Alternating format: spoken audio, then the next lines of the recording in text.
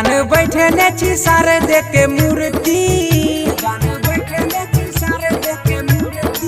गे जान बैठने छी सारे देखे मूर्ति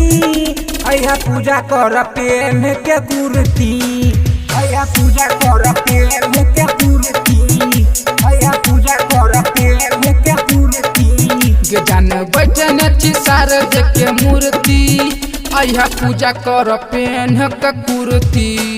अया पूजा कर पेन के कुर्ती अया पूजा कर पेन के कुर्ती पेन के कुर्ती अया पूजा कर पेन के कुर्ती मलंगिया रिकॉर्डिंग स्टूडियो के शानदार प्रस्तुति।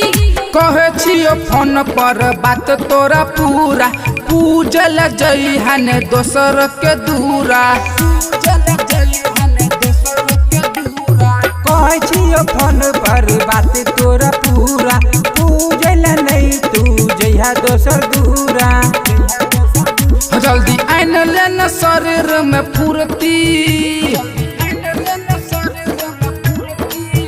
जल्दी आइन लेन शरीर में फुर्ती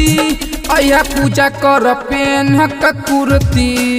अया पूजा कर पेन के कुर्ती अया पूजा कर पेन के कुर्ती पेन के कुर्ती अया पूजा कर पेन के कुर्ती मलंगिया रिकॉर्डिंग स्टूडियो के शानदार प्रस्तुति। हमर तोहर जोरी छई ई झकास गे बिया में मैया कोई देते पास गे हाँ हमर तोहर जोरी छई झकास गे बीए में मैया कर देते पास गे सुहावन लगे हंस वाली के मूर्ति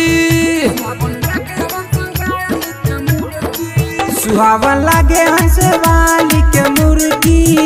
अया पूजा कर पेन के कुर्ती अया पूजा कर पेन के कुर्ती अया पूजा कर पेन के कुर्ती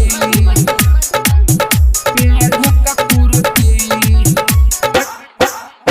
अया पूजा कर पेन के कुर्ती मलंगिया रिकॉर्डिंग स्टूडियो के शानदार प्रस्तुति। गीत लिखने छौ राइटर राजा भोला बिहारी के बजै छै बाजा